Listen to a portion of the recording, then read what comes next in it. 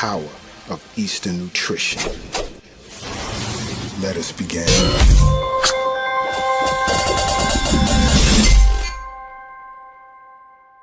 Hello everyone, and welcome back to Acupuncture's My Life, Eastern Nutrition. I'm Dr. Lott, your host and educator, who is very fortunate to stand next to one of the top Eastern nutrition chefs on the planet, Chef Kiara. Now on this episode, I plan to discuss COVID-19 and Eastern nutrition.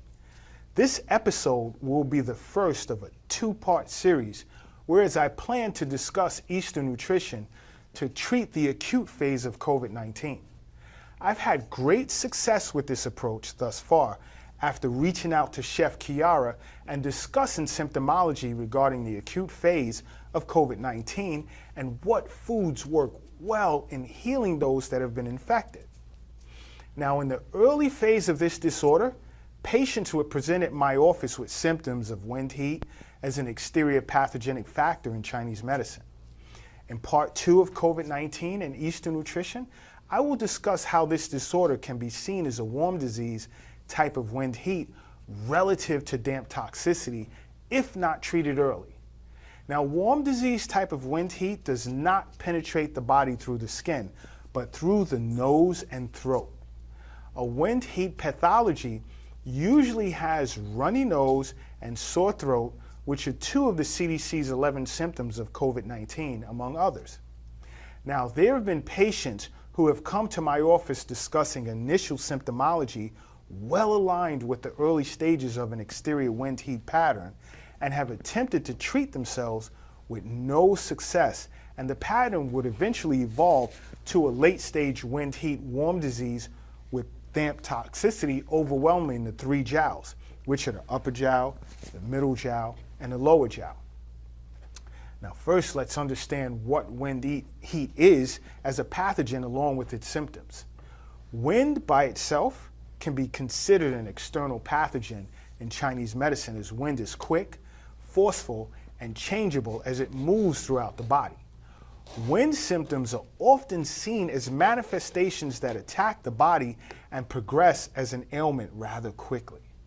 The invasion of wind as a pathogen can carry with it cold, heat, or dampness. Simply think of the times in which you are feeling great at one moment, and then later in the day, you begin to experience a slight fever or chills with body aches and or a sore throat. That's considered a wind pathogen. Now accompany that with heat signs such as fever, irritability, headaches, to name a few. Now in combining the two, your symptoms for wind heat as an exterior pathogenic factor from a Chinese medicine perspective would be aversion to cold with some shivering, fever, cough with wandering body pain affecting more so the upper parts of the body in the beginning, with runny nose, slight yellow mucus, occipital neck stiffness with some pain, slight sweating with sore throat, swollen tonsils, and a tongue that will present as red on the tip or on the sides with a thin yellow coating. The pulse would also present as rapid as well. Now, these can be your initial symptoms when becoming infected with this virus. Once infected, along with the care of your primary care physician, I recommend you see an acupuncturist to discuss resolution of these symptoms before it evolves into something much worse. Now, before I go into a more detailed explanation about wind heat as an exterior pathogen, I like to first ask Chef Kiara, what are we cooking for our audience to help fight off this exterior pathogenic factor?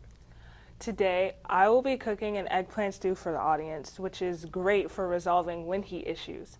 This stew is going to consist of onions, russet, potatoes, eggplant of course, sweet paprika, salt, black pepper, thyme, parsley, and tomatoes.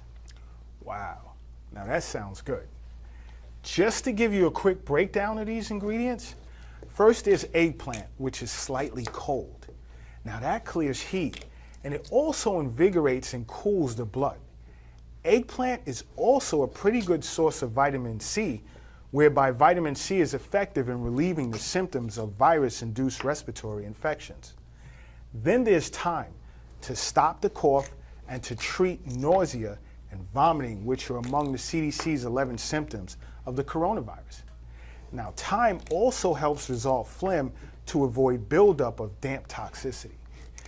It can also counteract external cold and promote qi circulation. Thyme is also packed with vitamin C and is a great source of vitamin A. Then there's onions to promote qi and blood circulation and counteract external cold. Onions also counteract dampness and resolve phlegm to avoid buildup of damp toxicity. Onions are also good for strengthening the lungs, to break up excess mucus, and helps protect the respiratory system from the effects of external pathogens while building up respiratory capacity, which is extremely important for those who have become infected with COVID-19. Now, onions are a good source, it's a good source of prebiotics, which breed good gut bacteria, which in turn strengthen the body's immune system. Then we have russet potatoes. That's to tonify qi and yin and counteract internal heat. Russet potatoes provide nearly half of our daily value of vitamin C and zinc, which is great for fighting this pathogen. Then there's tomato to tonify yin and counteract internal heat and remove any toxins to avoid the buildup of damp toxicity. Tomatoes are also a great source of vitamin C. Then there's parsley to tonify the blood and drain any type of initial dampness, as well as remove toxins to avoid the buildup of damp toxicity. Parsley also is high in vitamin C as well. Now, then there's black pepper to counteract external cold and the potential buildup of dampness while resolving phlegm and removing any form of toxins from the body to avoid the buildup of damp toxicity once again. Black pepper is also an excellent source of vitamin C and zinc as well, and it's also a great remedy for treating sore throat as a result of a viral infection such as the coronavirus. Then there's sea salt to counteract the internal heat as well as removing toxins. The big play here are those ingredients that assist in avoiding the buildup of damp toxicity, because we want to avoid as much as possible this pathogen evolving into a much deeper form of warm disease where the Sanjiao meridian is negatively impacted by this virus. But I will discuss that further in part 2. It has been proven that sea salt can reduce the length of a cold or viral infection by up to 2 days. Now, I've noticed Chef Kiara added some sweet paprika to this delicious stew that I expect because it smells good, because it adds a bit of focus toward mitigating the effects of 2 of the CDC's basic symptoms of coronavirus, which are fatigue and shortness of breath. Now, let's take a look at the CDC's 11 basic symptoms of coronavirus, which are fever and chills, cough, shortness of breath or difficulty breathing, fatigue, muscle or body aches, headache, loss of taste or smell, sore throat, congestion or runny nose, nausea or vomiting, and diarrhea.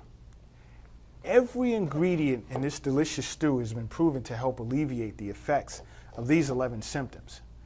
I know firsthand because I've given this recipe to each of my COVID-19 patients, and to date, they've all raved about how they felt just after 3 days, 3 days on average, of eating this delicious stew, either for lunch or dinner, and in some cases for both lunch and dinner.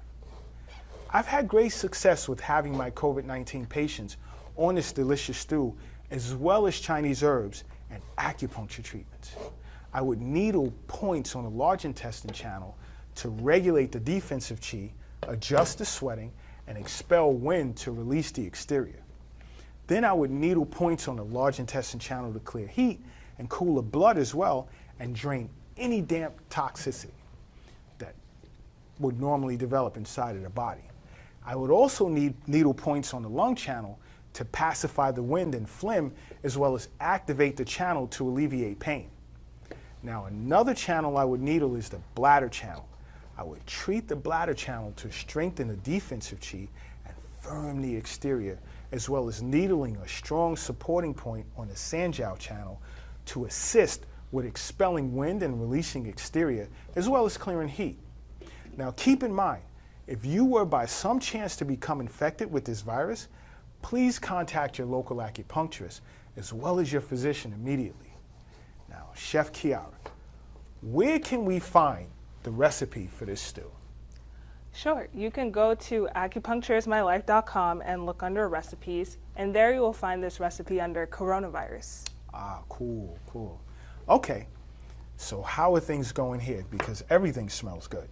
It's going good. I already have the onions and the potatoes in, along with the eggplant, and now I'm going to peel some of these tomatoes, Right. chop them up and put them in, and follow it with the parsley and thyme. Wow, so you've already added the sea salt? Yes, I'm going to add some black pepper and paprika after this too. Ah, cool, cool. And I mean, like I said before, paprika is good for like fatigue and so forth and so on. Now remember, if you find yourself feeling an aversion to cold, with fever, sneezing, cough, and a runny nose and mucus that appears as yellow, and there's neck stiffness that aches, and some sweating with a sore throat, swollen tonsils, and a craving for cold fluids, feel the pulse on your wrist to see if it's rapid, and check your tongue to see if the tip and sides are red and there's a thin yellow coating. If so, check with your local acupuncturist so that he or she can determine whether this is an exterior wind heat pattern or something else.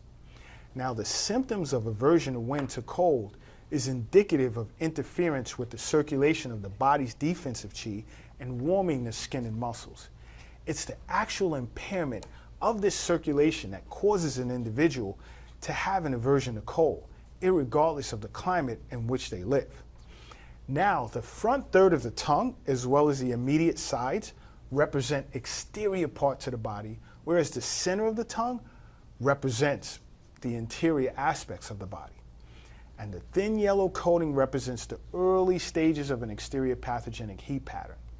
Now, in part 2 of COVID-19 and Eastern nutrition, I will go further into detail as to how this pathogen affects the various internal organs as a warming disease, having affected the upper, middle, and lower jowls, as well as Chinese herbs, in which I recommend to some of my patients.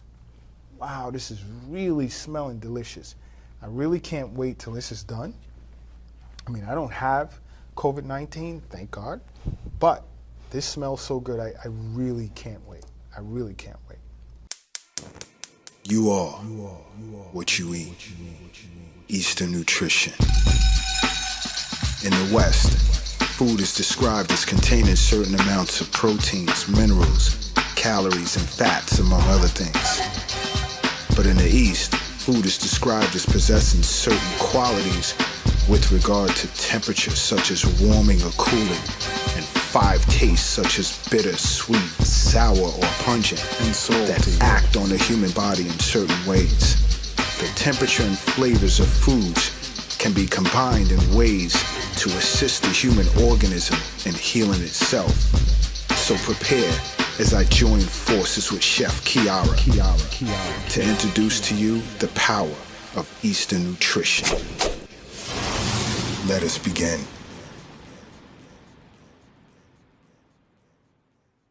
Oh, I'd love to try a spoon of this delicious stew. Wow, wow, wow, wow.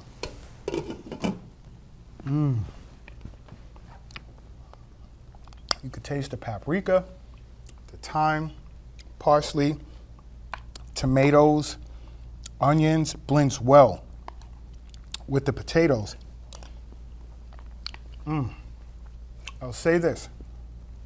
If you ever feel yourself coming down with COVID-19, go to Acupuncture is My Life, look under recipes, and you have to try this great stew. It's delicious. It's www.acupunctureismylife.com. Oh my gosh, this is great. This tastes so good. And until next time, acupuncture is my life. And mine too. Now, don't forget to subscribe to my channel to learn more about acupuncture and Eastern nutrition.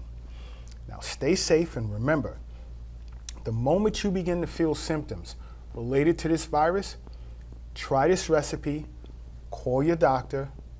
Other than that, take care. We are at the dawn of a new beginning. Eastern Nutrition.